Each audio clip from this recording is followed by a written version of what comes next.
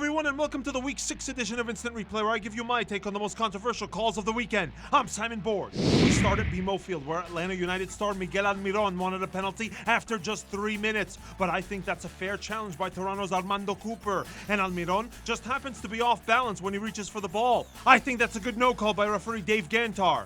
But the big call in this game came in the 74th minute, and it's a great spot by Gantar. You see Atlanta's Yamil Assad sending his elbow high into the head of Toronto's Eric Zavaleta. And in my eyes, the straight red card was absolutely justified. Some argue that it was not intentional. Based on the replays, I have to strongly disagree. To Orlando, and a play which I still don't get how it's an accepted part of the sport. The score is 0-0 in the 12th minute when Red Bulls forward Bradley Wright Phillips is through on goal. Orlando keeper Joe Bendick comes out to challenge and gets a hand on BWP's initial shot, but Bendick goes right through BWP and upends him in the process. And so obviously the Red Bulls star striker cannot get to the loose ball, but no complaints from him and no whistle from the referee. Moving to the 42nd minute and the collision between Orlando's Matias Perez Garcia and New York midfielder Felipe. And it looks to me like there's a kick out by MPG on Felipe, who clutches his right leg after taking the knock. I thought that was worthy of a straight red, but no foul was called on this play by referee Ismail Elfa. To Toyota Park, where with 5 minutes left, Chicago Fire star Bastian Schweinsteiger wanted a penalty, and I think he has a case. And it's not about a push. Check out how Schweinsteiger's foot makes contact with the knee of Crew SC rookie Nico Hansen. I would have called the penalty there, but referee Alan Kelly does not. He also said play on in the 79th minute when Fire forward Michael Deleu went down in the box. And that's a great no call by Kelly. Crew SC defender Alex Crognale wins that fair and square. And Deleu probably would have had a stronger case on a penalty just before halftime, given the contact from Crew SC left back Yuka Raitala, who puts his hands on and tugs the Fire forward. But the Dutchman plays through the contact and stays on his feet. No decision required from referee Alan Kelly. Next up, Gillette Stadium and the comfortable 2-0 win by the Revolution. Just one play to look at, this 87-minute shot by New England's Teal Bunbury, which deflects off the arm of Houston's Jalil Anibaba. And I think that's a great no call by referee Silvio Petrescu. Referee Drew Fisher also faced a handball situation at RFK Stadium, and it came in the 13th minute when you see DC's Lloyd Sam calling for a handball on NYCFC defender Alexander Collins. But that arm was tucked in all the way. No infraction that I see there, and Fisher says play on. To Avaya Stadium, where the match was 0-0 in the 44th minute, and Jamir Haka goes down on this challenge by Seattle's Ozzy Alonso. No whistle from the referee Ricardo Salazar, and I agree. When I watch the replays, Hika is already going down well before he even gets to Alonso. The other big call in this one came in the 62nd minute, and I think assistant referee Logan Brown gets it right with this flag on Marco Ureña. We don't have the best angle, but it seems to me like if the camera were in line with the players, we'd see Ureña ahead of Seattle's Chad Marshall on that through ball. To Toyota Stadium, where FC Dallas shut out Minnesota United, and referee Chris Penso dished out 6 yellow cards on the night, but no reds. However, here are 2 plays I think might have had some calling for one. First, in the 32nd minute, this is a suspicious incident involving Minnesota midfielder Colin Warner, who was already sitting on a yellow, and FC Dallas forward Maxi Urruti, who acts like he may have taken an elbow to the face, and he comes off for treatment, but no foul was called by the referee.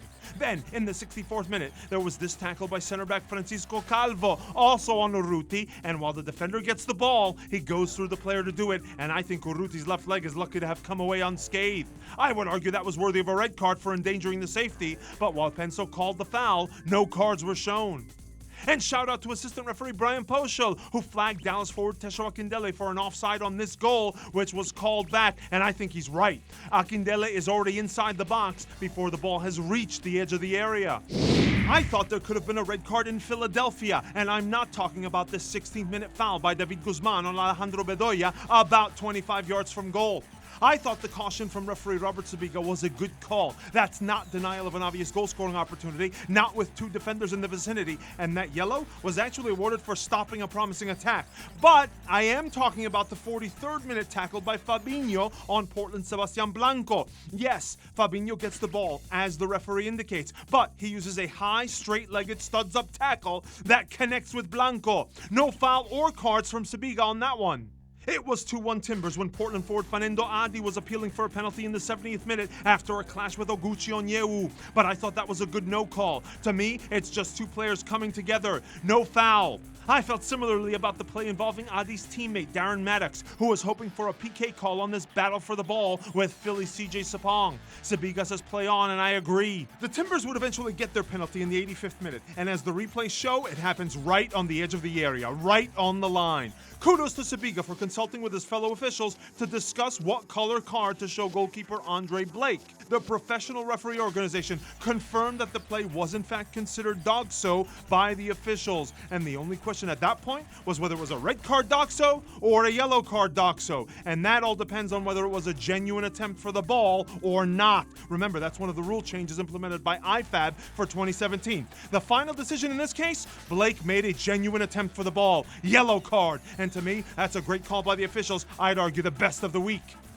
Now, there allegedly was a red card shown by Sabiga, and it came in stoppage time to Union defender Oguchi Onyewu, but according to the broadcasters, the referee ultimately switched it to a yellow, which I think was the appropriate sanction for this foul on Maddox, who unfortunately for the Timbers had to be stretchered off the field. To LA, where the big talking point was the red card shown to Montreal's Marco Donadel a minute before halftime after this incident with Jermaine Jones. And I'm giving the benefit of the doubt here to referee Armando Villarreal, because while the replays available to us don't show the exact angle of the arm or potential elbow, you know who does have the perfect look at it? Villarreal. And Donadel is whipping his arm back into Jones with some force. So I, for one, am good with that call.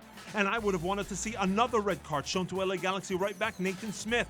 Check out how he dishes the gratuitous hockey check from behind on Balou Jean-Yves Tabla in the 63rd minute, and it didn't involve the ball. That's violent conduct to me.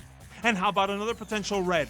LA's Ashley Cole looks like he delivers an extracurricular kick at Montreal's Matteo Mancosu with 11 minutes left. The referee calls the foul on Mancosu, although it looked like a fair challenge from the angle we have available.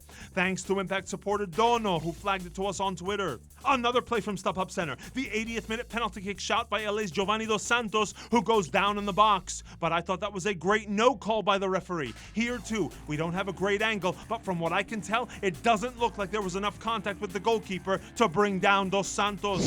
It was a well-officiated match by referee Alan Chapman in Kansas City. He looked the other way on Sporting KC's Gerso going down in the box way too easily, and while it was a pretty hard and very late tackle, I thought he got this first half yellow card to Ilie Sanchez right.